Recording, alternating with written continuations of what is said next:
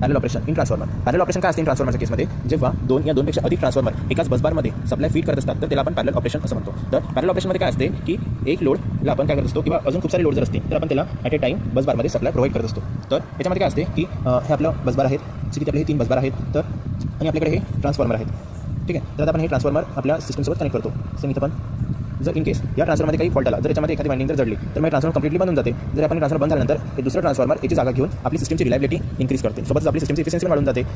तर त्याच्यानंतर काय करू शकतो आपण की जेव्हा हे 2 ट्रान्सफॉर्मर पॅरलली काम करतात तर त्याच्यामध्ये लोड शेअरिंगचा कन्सेप्ट असते. हे 50% लोड सांभाळते, हे 50% लोड सांभाळते. याच्यामध्ये काय होते की जे आपलं ट्रान्सफॉर्मर असते, जर एक ट्रान्सफॉर्मर असतं एवढं लोड यांनी सांभाळलं नसतं तर हे दोघं मिळून ते लोडला हँडल करतात. आणि याच्यामध्ये कन्सेप्ट अजून असते, जर आपल्याला या ट्रान्सफॉर्मर काही मेंटेनन्स करायचं आहे तर आपण काय करू शकतो, या ट्रान्सफॉर्मरला काही वेळसाठी आपल्याला बंद करू शकतो. याला आपण काही वेळसाठी जर आपण बंद केलं तर हे ट्रान्सफॉर्मर त्याची जागा घेऊ शकते आणि त्यानंतर आपण याला बंद करून या ट्रान्सफॉर्मर डबल सुरू करू. मग हे ट्रान्सफॉर्मर वर्किंग कंडिशनमध्ये राहणार आणि याच्यावर काम झाल्यानंतर आपण हे पण सुरू करून देणार. तसं आपण विदाउट सप्लाय ब्रेक करता दोन्ही ट्रान्सफॉर्मरवर मेंटेनन्स करू शकतो. आणि याचं फ्युचर एक्सपान्शनमध्ये पण काम असं येते की जर आपल्याला इन फ्युचर जर याच्यावर थोडंसं लोड अजून वाढवायचं झालं तर आपण ते सुद्धा वाढवू शकतो.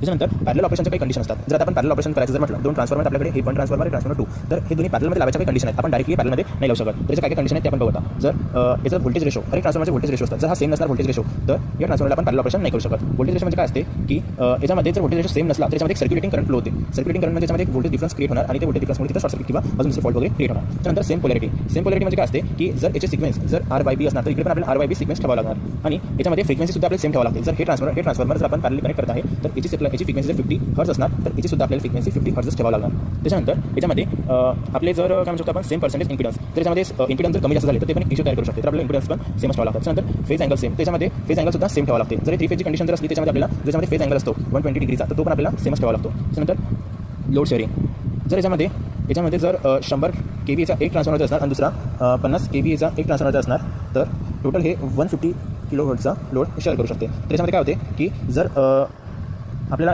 एक आपलं जे ट्रान्सफॉर्मर आहे हे जर 100 kVचं लोड असणार आणि दुसरं 50 असणार तर त्याच्यामध्ये इम्बॅलन्स तयार होत आहे. तर हे आपल्याला प्रॉपर तर ठीक आहे. हे काही पॅरलल ऑपरेशनचे काही कंडिशन्स वगैरे होते. तर आपण काही क्वेश्चन्स वगैरे पाहून घेऊ की जे पॅरलल ऑपरेशनमध्ये आपल्याला एक्झाममध्ये विचारले जातात. जसं की आता पॅरलल ऑपरेशन करताना हे काय काम असते, तर 2 या 2 पेक्षा जास्त ट्रान्सफॉर्मर जर आपण एकाच बसबारमध्ये जर कनेक्ट करत आहे तर आपण त्याला पॅरलल ऑपरेशन असं म्हणतो. त्याच्यानंतर Y transformers connected in parallel. Transformer आपण पॅरलल कसे करतो, तर आपण पॅरलल करण्यासाठी काय म्हणतो आपण त्याला आपली कॅपॅसिटी इम्प्रूव्ह होते आणि रिलायबिलिटी सुद्धा वाढते. जर आपण त्याला पॅरलमध्ये कनेक्ट केलं तर जर याची पोलॅरिटी जर चुकीची झाली तर काय होऊ शकते, या ठिकाणी डायरेक्ट सर्क्युलेटिंग करंट फ्लो होऊन शॉर्ट सर्किट किंवा डॅमेज होऊ शकते. त्याच्यानंतर what is the most important condition, याच्यामध्ये सेम पोलॅरिटी आणि सेम व्होल्टेज रेशो पाहिजे तरच आपलं काय म्हणतात पॅरलल ऑपरेशन पॉसिबल आहे. त्यानंतर त्याचं बेनिफिट काय, बेनिफिट जर आपण सांगायचं झालं तर याच्यामध्ये लोड शेअरिंग होते, अनलिमिटेड सप्लाय जो असते तो आपल्याला मेंटेन होते.